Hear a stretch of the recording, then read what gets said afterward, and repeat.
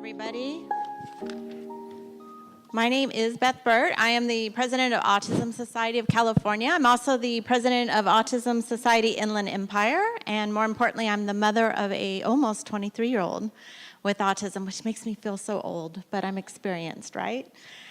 We are going to turn the mood around a little bit. Wonderful information this morning. It's heartbreaking and discouraging, but we've got this wonderful, esteemed panel of more than 100 years of experience in our system. I know, isn't that great? And we're going to pick their brains a little bit and ask them to come up with some of their creative ideas on what we can do to improve the quality of life for our adults in the system. So I've come up with a few questions just to kind of get them started, and we definitely are going to have some Q&A at the end. So think of your questions as you hear them speak, and be prepared to be amazed by their intellects. No pressure. No pressure.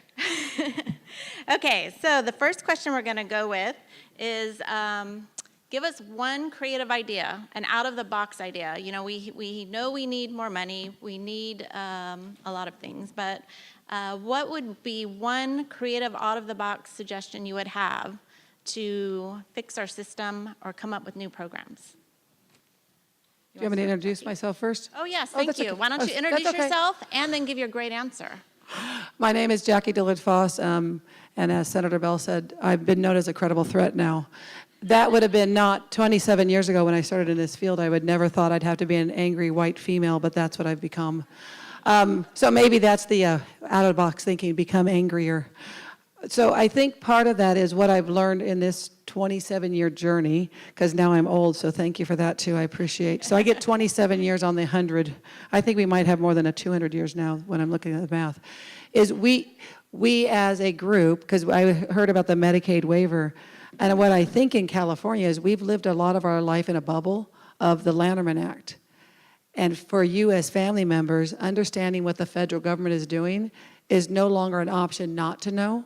And that's what I'm learning as a provider is you have to figure out what the waiver is doing, how it's going to impact you, because federal dollars are going to dictate the services more than ever before.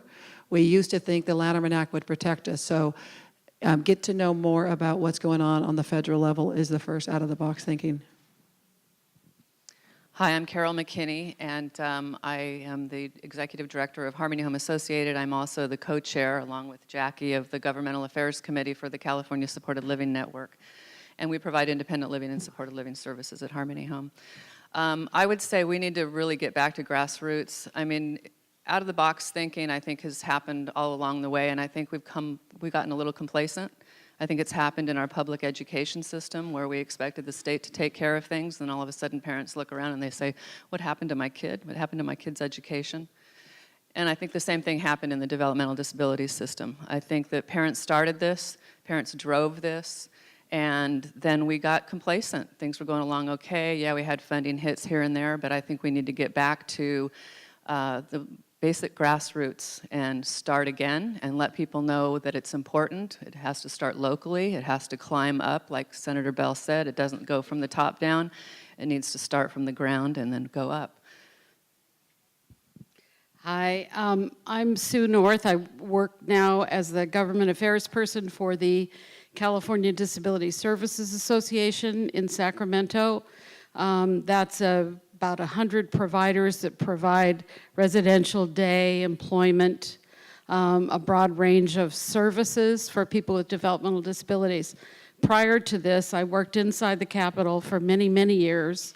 But I want to go back and pose at least make the statement to you that everything old is new again, but whether you know it or not. How all of this started was groups of parents in the community saying, enough, we're going to find another way to do this. And we're at a point in time where we have to get back to that place, very simply. And let me tell you how that works. When I started as a young staffer, I worked at the mayor's office in San Francisco, and a woman that I came to know from going to various and sundry community meetings, Margaret Conley, was one, unbeknownst to me, was one of the founders of the Lanterman Act. And she was the first director of the first regional center in San Francisco. Anyway, she asked me if I'd ever seen any programs that dealt with people with disabilities. I said no, and she said, well, I'm going to pick you up, let's find a day, and she made me commit a day to her. And she came to the city hall, got me, and took me through the course of the day from seeing preschool settings for kids who are integrated in other preschool, with other preschool children. She took me to ones that were segregated in essence.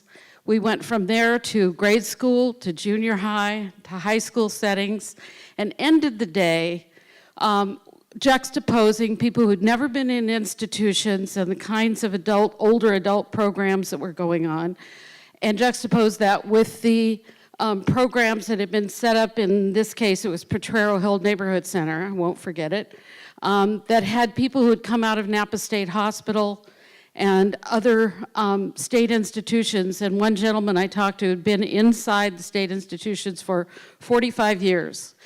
And he got up in the morning, he lived out near the beach, near the ocean beach, and he walked to Potrero Hill every day, carrying his bag lunch, did his crafts and art and various and sundry exercise activities, and then walked home.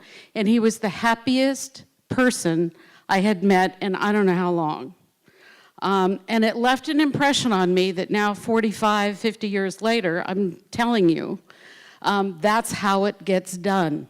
She made a believer out of me, and it carried with me through the course of everything, all the work I did inside public policy. So where we are now, in part, is, in essence, we are victims of our own success. We've had 45 years of basically abundant, good, solid funding, and it's a generation change. We have different kinds of legislators than we had 45 years ago. We happen to have the same governor as we had the last time. And I can't help, I will tell this story to all of you. In a large crowd, this is usually unadvisable, but I'm going to do it anyway.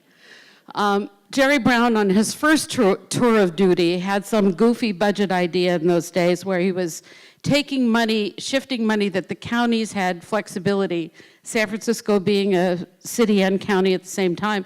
How we used this particular pot of money was the old rec center for the handicapped. And Eric's here from the new iteration of the old rec center for the handicapped. Anyway, we wound up loading up 2 buses. Mayor Moscone funded it out of his campaign funds. And we brought people to Sacramento, and they sat in, lied in, slept in the governor's office for days, okay? This was over San Francisco's allotment in a social service Title 20 federal pot of money. At the end of the day, the governor gave in and restored the budget cut, but he never came out, he never spoke to them, he never had any interaction with what had happened around this issue. So it gives you a taste, and we're living with the consequences today of the accumulated 45 years of we don't have to worry about that. It's off the radar screen, it's taken care of. And now we're living in a time when we have a new generation where legislators are worrying about very important, legitimate things, climate change, uninsured health, the health needs of people who are here undocumented. There are many, many, many issues that are legitimate and important, but somehow they've forgotten that we're out here. And the autism phenomenon will break everybody's bank. I don't care who you are, from J.P. Morgan down. So the state, the government has to step in some manner, shape, or form. You folks are the ones that have to make that happen, seriously. So I know we've taken you out of your personal lives, asked you to spend the day thinking about this. My question to you is, what are you going to do tomorrow? And you have to walk out of here with at least 3 things in your mind that you're committing yourself to do. Thank you. Hi, You can clap. I'm Gabriel Rogan. I manage the Bay Area office of the State Council on Developmental Disabilities. And if you don't know what the State Council is, we have 3 main priorities: advocacy, systemic reform, and capacity building. So basically, we're behind the scenes trying to make the system more effective. I agree with the need for grassroots activism, but in terms of innovation, I'm also very excited about self-determination coming down the road. I think that does have the potential to offer individuals and families more choice and remove the requirement that they use only vendorized services and allow people to access other services and supports that are in the community that can meet their needs. That was quick. Clapping for him. Hi, I'm Eric Zigman. I'm the CEO of the Pomeroy Recreation and Rehabilitation Center. It used to be the Rec Center for the Handicapped. And I'll do two quick ideas. And of course, I echo that parents, families have always moved the system. That is one thing we know. That's what makes a difference.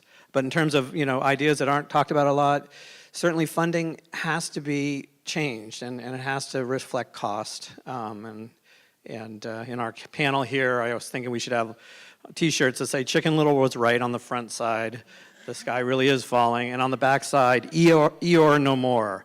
That we have to somehow take this brink of collapse idea and make it the brink of innovation. But so rates have to be tied not only to funding and what it costs us to run services, but to quality. We have some contemporary expectations that I'm pretty sure people agree upon. People should be safe. They should have agency in the world. They should be full citizens. We know what those kind of overarching quality targets are, and we should pay for it. So that is sort of a pet peeve of mine, that we look at rates as only reimbursement but not as value. What are we getting for the money? And the second thing, I'll end because Sue brought up the rec center and the rec center way out isolated there in the southwest corner of the city, right next to the zoo. So we've been there since 1974, and the symbology isn't lost on anyone. My vision for the center is to create a community center that is so compelling that the community comes towards us. And that would sort of be full circle in some senses to what Sue was describing, that your kids and other people with developmental disabilities create a subculture that can be sometimes compelling. And it's just, it would be a way for the rest of California to understand that this $5.7 billion system exists and get engaged in it if there was more ways to have your kids and the people we serve be ambassadors. So that would be my outside the box. Great idea. Thank you. Okay, we'll shift over to policy. If you could change or come up with 2 federal or state new laws or policies, what would they be? Jackie, we'll start with you. And there's some obvious ones, and I'm going to have Carol talk a little about that. I employ 615 people. I have a supported living agency in Sacramento. And I wish there was a policy around recognizing the direct support professional, because you as family members, when I was watching that film, the caretaker is the crux of everything we do. And if the direct support professional doesn't truly feel that what they're doing is a profession, if it's not just a transition job for them, we're never going to get to the results that we want. So I know at the core of everything I do, my direct support professional, so I would love policies. I know there's the College of Direct Support in Minnesota. I wish that the state would carry that through, that people could go to a beautiful college like this and leave with a degree and be in the best direct support professional. And the policy would be, I'm paying you to recognize you for your expertise, because you would see families have consistency and continuity of care. So that would be, for me personally, be on the other.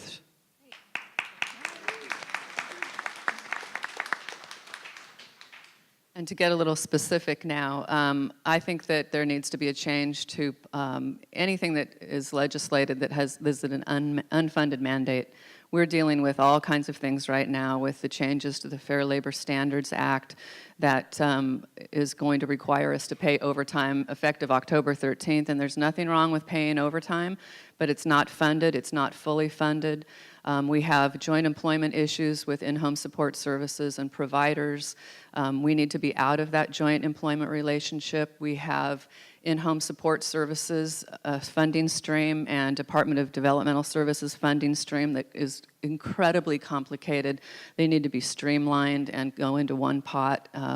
There are just many things that are very intricate to the services that we provide that it's difficult in this short time, because I'm not going to get into that detail, but there are just many things that would make it so much easier to operate. And I agree with both of those, and what I would add to it from my place in the universe, mostly as a policy wonk type person, is that we have not, the state, one of the worst things that's happened is that the state has disinvested in knowledge in this field. We have very little understanding. The state today, if you go to the people that are running the fiscal control center over this system, and you ask them elementary questions, they can't answer them. They stopped taking cost reports from our programs, which, among other things, not only provides fiscal information, but it provides fundamental information about what's happening with services and who's getting the services. They stopped collecting that information in 1998, folks. We are now in this pickle, in part because they didn't want to know. They simply didn't want to know. So from where I sit, if the state isn't going to care about it, somebody else will. And I was amazed the other night watching something about Google investing massive mega data processing supports for academics that are studying genetic connections to autism. My question is, we need, one thing I would, if I could wave a magic wand, I'd find a strategic team of people out of the Bay Area, connected to Silicon Valley as best we can, to get to a table and talk about public policy, program issues, wage and benefit issues in the profession, the professional standards, the entire gamut of our problems, and help us come up with a framework for how to get stuff done and how to measure whether we're getting any improvement. We are so bereft of knowledge in this system that when you say 1,000 flowers bloom, you all may find 100 of 1,000 flowers that could have made a massive difference in people's lives, and we'll never know. So that would be my hope. Two things I would get rid of right away if I had a magic wand. One would be median rates. You may not know this, but if you want to be vendorized and paid by the regional center, you have to get paid either the median of your local area or the median of the state, whichever is lower. So if you're in a high-cost area like this, you have to get a rate that maybe would work in Bakersfield, for example. It makes no sense. The other thing I'd get rid of is regional centers are prohibited from paying startup money for new programs. They have fairly large purchase of service budgets, not large enough, they need more money, but with the money they have, they can't use it to start a new program, even if they want to. And to me, that just makes no sense, especially given the rising numbers of people with autism. So, absolutely, what they said, the crisis is staff. You know, nothing matters except that relationship between the person serving somebody and the person getting services and support. It's, you know, minimum wage in San Francisco is $12.25 an hour, but a one bedroom is something like $3,700 a month. So all of us, in so many ways, are struggling with staff. And this isn't a government thing, but it's true about leadership too. We need direct service staff who are talented and honored, and we need middle managers, and we need people to be leaders, and I worry about that as well. What government can do that I see is look at the way that quality assurance is done in this state. Anywhere from 3 to 15 different agencies monitor us, and sometimes at cross purposes, and use that money to really try to help incubate and start programs. Good. Can I just add something to what Sue said? Sure. When the department stopped asking us to submit the cost statement information, they couched it as though it was a favor to the providers because there was a rate freeze. So they didn't want to burden us with that, that extra amount of energy that it takes to develop those cost statements. But really, it was so there would be no record of just how underfunded this system is. That's important. I'm going to piggyback on what Gabriel and Eric had mentioned about lack of startup funds.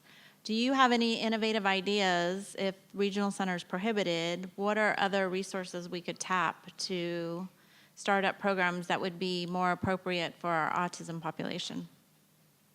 Well, I think what I'm looking for in Sacramento with supported living, trying to get a relationship on the federal level with the housing authorities, because my biggest struggle beyond the rates and the pay that for my employees is finding housing. If 3,700 is San Francisco, I can't imagine how they could even live in the San Francisco area. So for the folks that I support that have autism, there's a lot of retrofitting that occurs, and you're working so closely with property managers, and then all of a sudden the property manager sells the home, so all the work you've done to assist, and then the rent keeps going up, and then we as providers have to go back to the regional center, ask for a rental exception, and it has to be every 6 months. It's a ridiculous process. I'm like, the autism isn't going away tomorrow. The person lives in a home that they are stable in. We've retrofitted it to meet their needs. I would love for the person or the housing authority or someone to have purchased the home. I don't want to own the home. I don't want the power as a provider. I want the families and the individual supported to have all the power. So I'd love to have a closer relationship with grants around housing so that the person owns that home and family members have the power of the home that their sons or daughters lives in. Well, I think that, you know, this is going to cost so much money in the future that we've got to do everything we can to tap whatever federal dollars we can get. So I think we need to take a look at expanding and developing programs that are going to bring in the Medicaid waiver money. That being said, I think that we also need to take a look at our communities and see where we can tap. We're in Silicon Valley here. There's a lot of money in this community, and I think if you get real local again and you go in and you talk to those folks and you find something in common and you just get donors, you get people who are willing to, you know, develop their foundations around this population. It takes a lot of work, but I think that given the growth in this area, that a lot of people are going to be impacted by it, a lot of people with a lot of money. And we need to start tapping into the private sector as well. My viewpoint about this is probably the result of spending so much of my work life in the Sacramento scene. We are working, the association, through finishing a work product to give to policymakers and to the administration about ideas for baby steps to just get off of the mess that we're in right now. We're basically, if you lower your expectations low enough, what could we do?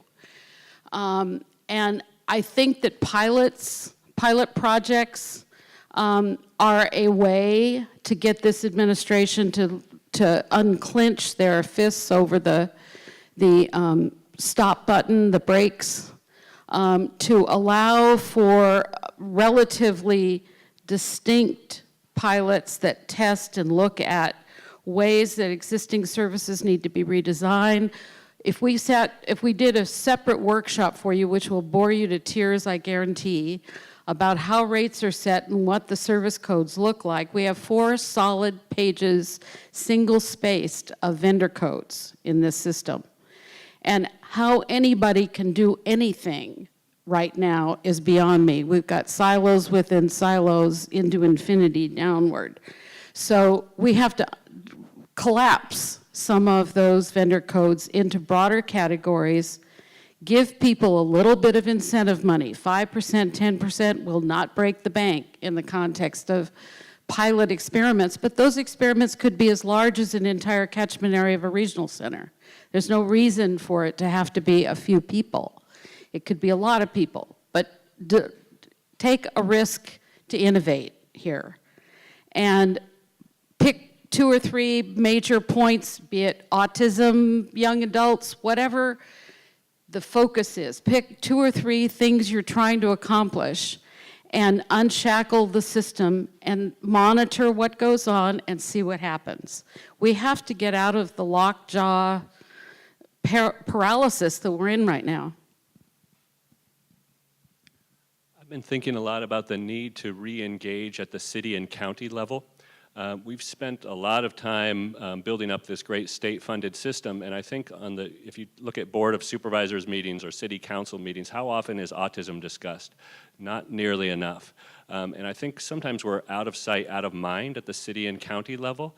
So I would say every city council meeting, someone should be there reminding them that people in their cities need support. What are they doing about it? They're not going to solve it by themselves, but in combination with the state, maybe we can work together and create some new programs. All good stuff. I agree with the invisibility we have at the city and county level, and it's an invisibility with the general public, and I think we really have to push on that. I wanted to make one comment on what Carol said about sort of the high-tech community. Here we are in Silicon Valley. My agency fundraises over $1.5 million for its $6 million budget. We fill that hole between what it costs to provide service and what the government funds, and that hole continues to get bigger. And our experience of the high-tech community, the Googles and Microsoft and all those, is there isn't a history of philanthropy, and they're community focused. They don't see community as we see community. They want to retain their employees, so they'll have experiences for their employees that make them stop jumping jobs for a little bit.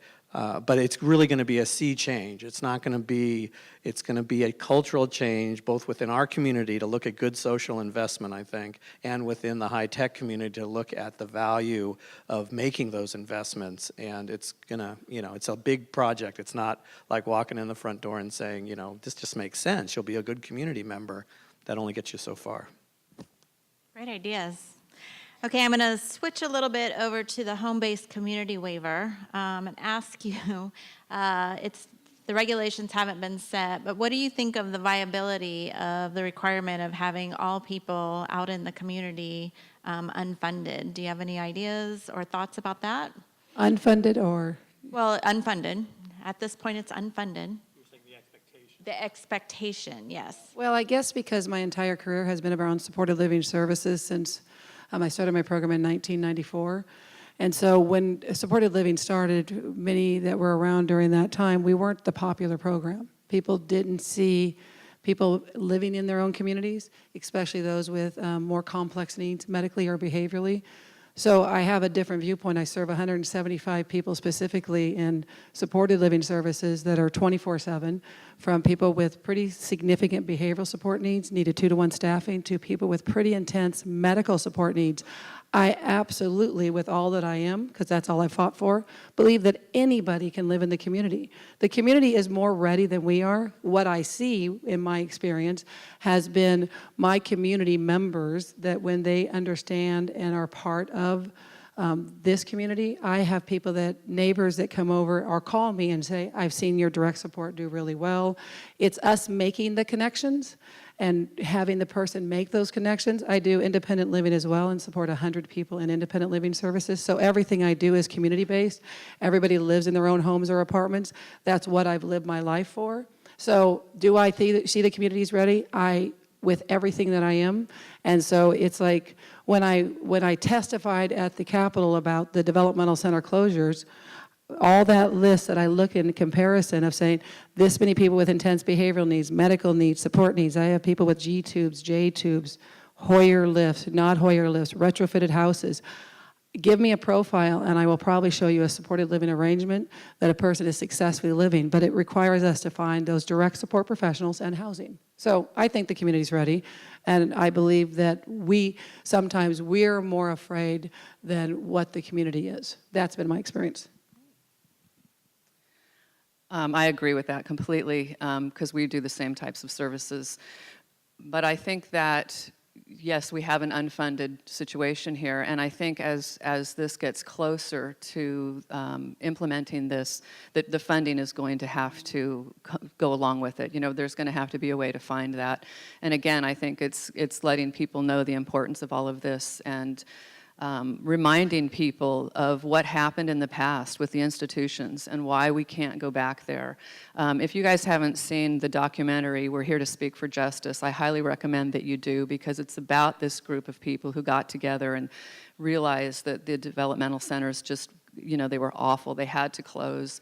What they went through to get there, what they went through to get the Lanterman Act. And it's a great reminder of why we can't go back there and why it is that we've got to get that funding again so we can comply with these new HCBS guidelines. When we all started out, we thought that was 45, close to 50 years ago, that the closure of the state developmental centers would be a relatively natural thing that occurred. We still are closing developmental centers. We still have 1,000 people left in this state, some of whom have been there, like the little guy I talked about before, for 40, 50 years of his life. And can people make it in the community? Absolutely, they can make it in the community. I know the parents of the people who are still institutionalized have anxiety times 100 compared to those of you in the room with young adults, because they have lived most of their lives believing that the care that their loved one was getting was better than it could be in the community. When I came back to work in this field about 3 years ago, I came at a point in time where there had been 50 documented rapes at Sonoma Developmental Center, not one rape kit ordered, not one person arrested. It's outrageous in the year 2012 that we are reading this stuff. And the response of the director when asked, how are you going to take care of this problem? She said, we have it solved. We put everybody on birth control. That is unacceptable response from a state official about this kind of situation. We still have people at Sonoma trying to come out to the community. We still have lots of resistance against it from both families as well as the people that work inside. There are those of us, and I'm happy to say we are together on this. We are absolutely on the side of closure of all of these institutions. People do better in the community. We may fail them in the community for all the reasons we're here to discuss today. But at the end of the day, those are imminently more fixable than trying to fix an institutional placement setting. Just that simple. I agree that everyone can and should live in the community with appropriate support. I reject the notion that we're going to have people moving into the community without it. If we're going to have rules coming from CMS that mandate community integration, it's great. You have to provide the funding to support it. I was just talking with a group of service providers yesterday, day service providers, and they said, of course we want people in the community, but we have a 1-to-4 staffing ratio. So if everyone wants to go to different places, so everyone wants to make it happen. You just have to have the appropriate structures and supports in place to support it. Absolutely. I was going to say the CMS, expectations in March of 2019 is what we wanted to do for 40 years for everybody. So something Jackie said really sparked something in me that, as one of the old providers, the generational commitment that traditional agencies have made, ARCs and others that were started in the 50s, is not a bad thing.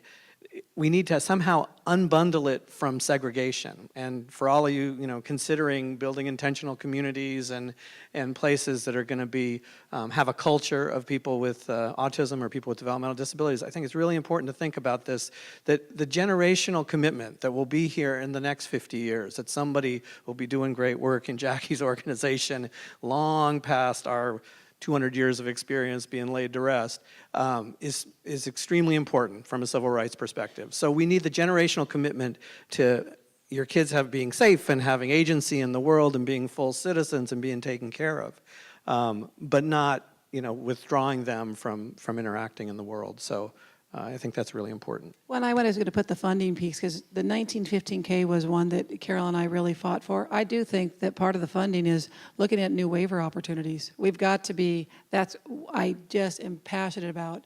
My last part of my career in this field will be, how do we understand the waivers? Because waivers are created.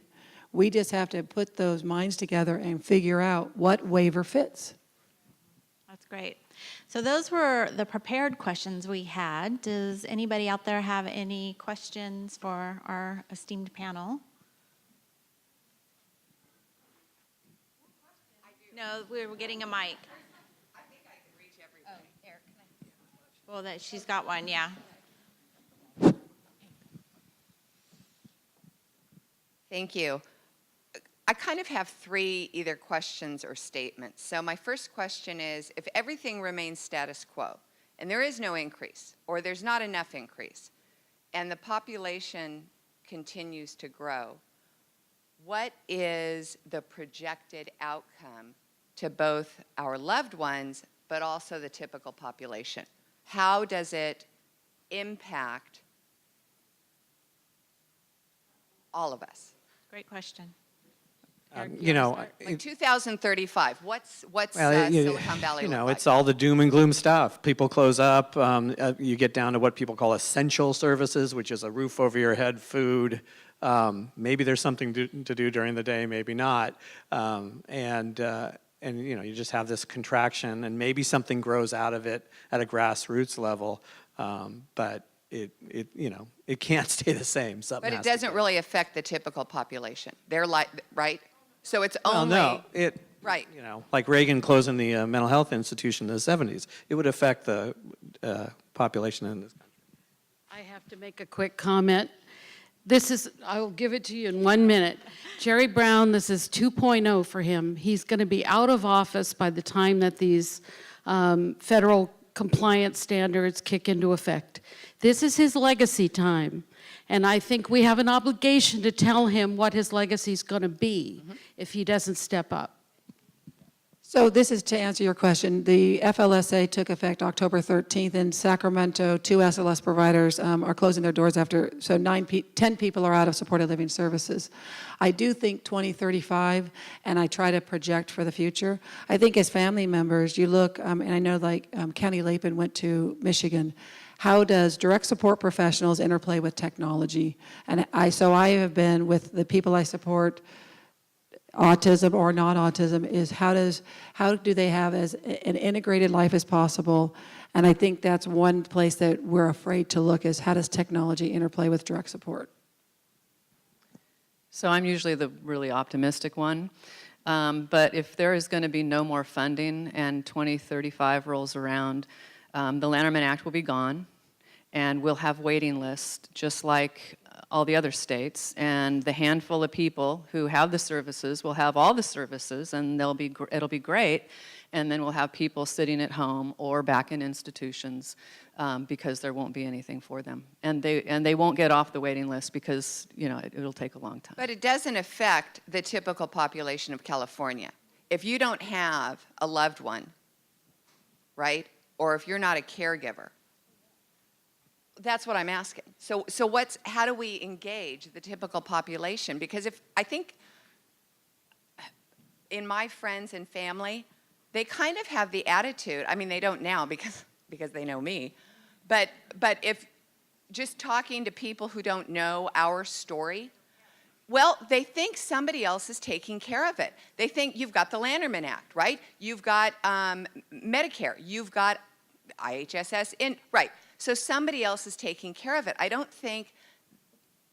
think we have to fix it, but I think if we engage and show them, this is how it's going to affect your day-to-day. You may not know anybody. You may see somebody every 10th day who looks a little peculiar, but it doesn't really affect them. So how do we show the general public it's not just our problem? It's not. But we have to show them why it's not. Right, and I think it goes back to what Gabriel was saying earlier, and that's why you've got to engage your local communities, and that's what we've been telling our membership. You've got to go to your city council meetings. You've got to go to the county supervisor meetings. That's where, and you got to talk to the staffers at the legislature. All of those guys are the ones who eventually become assembly members and senators and then eventually get to Congress. I mean, look at Mark DeSaulnier, you know, he's in Congress now. He took over George Miller's seat. And where'd he come from? Concord City Council. So you got to talk to those people. Even if it doesn't appear that it impacts their lives initially, it very well could. I mean, and just hearing your stories, they've got to hear your stories. They've got to hear the fears. They've got to hear the accomplishments. They've got to hear the concerns. And I want to add, I'm sitting here at a college campus, and so I actually engage my direct support because many of them, this is a job for them. So that's where you're going to start with some of the direct but they were saying, I want to go to my college campus, because it's going to take these young folks who are not, they don't have a family member with a developmental disability, but somebody knows somebody, was a campaign at the Capitol. But I look at this college campus, and it's not this room, it's outside of this room, and we've got to get those folks engaged. So when the direct support come to the Capitol, many of them said, I've never gone into a hearing room before, and I would tell them, just go up and say your name and say, I agree. So all of a sudden they go, oh, I matter. As a person that doesn't have a developmental disability, they might work in the field, then they tell their family and they tell their family member. And you started to see when the last rally we had at the Capitol where there was 1,500 people, not everyone had a family member with a developmental disability, but they started telling the story. So I do agree with you. What you just said resonates with me so strongly, because in 2035, it's gonna matter. We gotta get it out to these kids because they're our future out here. And I think sometimes we get siloed. When Sue talks about being siloed, we silo our fears into just our community. We got to spread the message out. Gabriel, did you have something? I would just add that might be a useful exercise for all of us to do, to forecast what would it really look like in 2035. The numbers of emergency room visits, the numbers of interactions with law enforcement that go badly, the number of jail beds that are taken, psych wards, et cetera, homelessness. You know, you could do a... How it affects city and state services to my neighbor who I see, right, who thinks somebody else is taking care of it. It's somebody else's issue. You know, a lot of my typical families look at the support that I have from the regional center. Oh, sorry. A lot of my neighbors think that all the support and services that I'm getting, right, for my 21-year-old, that their children don't get those services. Exactly. Thank you. Okay. Hi, my name is Fatal Maliti. I'm a parent. So we're talking about, when our kids age out, but the school district still has to take care of our kids and give them services till they're 22. So what can we do to make sure that our kids are set up, before they get out, before they're age 22? We advocate so hard for our kids in the IEP process, so they have a good education, and part of it is to get them ready for job skills and to be able to live out in the community. Every day I drive my kid to school from Fremont to Santa Cruz, so he can get a good education. I'll be damned if at 22 he's going to sit on the couch watching Dora the Explorer after that, So what am I going to do for my kid? Wow, that's, yeah. You're right. Well, we need to do a lot more to engage school districts on this issue. I recently was talking with a group of teachers, and they didn't even know that Employment First had passed in California. And that's not even on their radar. So yes, a lot more advocacy, a lot more intervention at early ages. I was going to say to you, when you have really successful transition planning, very rarely does it happen. With the School for the Deaf in Fremont, they had when the parent advocated, and we were able to do really solid. Every weekend we would do supported living and work training when their son was home on the weekend. His autism, it took 2 years, but that was a school committing to a transition plan. He's transitioned successfully. He's been out in his own place for the last 10 years, but it was parents, and I know you're that passion parent that I meet, and you will make the difference. But the fear for me is there's so many parents that don't know how to do that transition planning advocacy. We need to hold our school districts' feet to the fire and say transition planning matters, because this is the rest of the story, the bigger part of the story. They're giving. We're here to educate our parents on how to deal with it when they go past 22. So what are we going to do? How are we going to educate them to start when they're 12, 14, 16? And it needs to be done younger. They're giving me the 5-minute sign, so we'll keep talking quickly.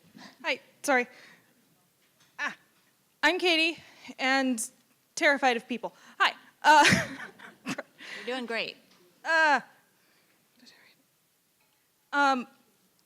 Online engaging outside help is also probably going to involve us, those that need the help, those that are socially disabled. So I'm not closing my eyes because this is terrifying.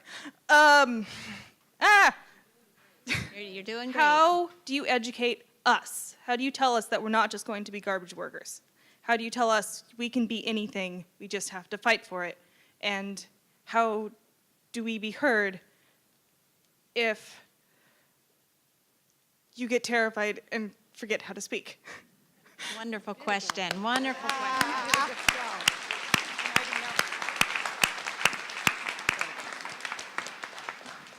I think, Katie, it's just what you did. We as a community, we have to value your voice above all others. And the problem is your voice becomes second and it has to be first. So it's a people first language and saying your voice matters more than mine. So that's our job. I think that's the thing is we don't listen well. As a community, we want to solve. I'm a problem solver. I need to listen to what you just said and said, I'm not a garbage worker. I'm a person with a voice. I'm an advocate. As family members, as providers, the people in our system are the voices that we should hear the loudest and the clearest. And many of our programs have groups for self-advocates that we encourage and that we help you get it off the ground, and we help you get members, and then we provide meeting sites and then bring other people from the community into it. So I would ask your providers. You know, how do we begin this? Help me get this off the ground.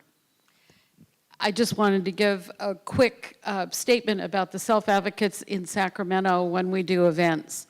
The hearings and rallies and events, it is the self-advocates that are able to come, that they get the supports they need in the community to be able to come, that turn the tide every single time. People with votes listen to the folks most affected on any issue, and it's no different with this field. They are terrific. They're absolutely essential to any kind of political action. Our self-advocates that come from mainly the Bay Area and the capital area, because it's physically a little easier to get them to the Capitol than in many other parts of the state. Jackie made reference to, we had a rally that Carol McKinney was the organizer for, where we had 1,500 people that overflowed from the Crest Theater that was walking distance to the Capitol, and everybody went to the Capitol after the program inside, and we had brought out legislators to speak to them. The first reaction at the end of the day from the self-advocates is, what are we doing next? People are ready to do this. Yeah, and I would just add to that, because I haven't fit it in here somewhere, that, you know, that it's not going to be, as Sue says, the legislators. It's going to be the general public who have awareness raised. So the whole idea of not being nice anymore, and somebody's going to have to chain themselves to that bear outside of the governor's office. So we should start thinking about who wants to do that. And certainly for the last question, Speaker, we have to be the allies, as Jackie says. We have to have people with developmental disabilities and their families be the leaders. I think we have time for one more question. And I would also say your voice has to go beyond the choir. You're speaking right now to the choir. It's going out into the community. As for the impact, huge. I mean, the impact of 2035 is we're taking talented people out of the employment pool because they're going to have to stay home with their kids and care for them. That's a huge impact in innovation in our society. And as for transition, something I've been advocating for a very long time, there's a disconnect between the school system and the adult services. And adult services need to be invited into those meetings and be working with them. And also the school system needs to be working with adult services instead of siloing and saying, hey, we have a great system and it's working really great for the children, but we're not sharing that with the adult system. We're not going to tell the adult system how to continue that care into the future, how to continue the progress into the future. And that's very troublesome for me. As a provider of services, trying to break into the school system has been an absolute nightmare. Those are my comments. Dan Hogue with Las Trampas in Lafayette, California.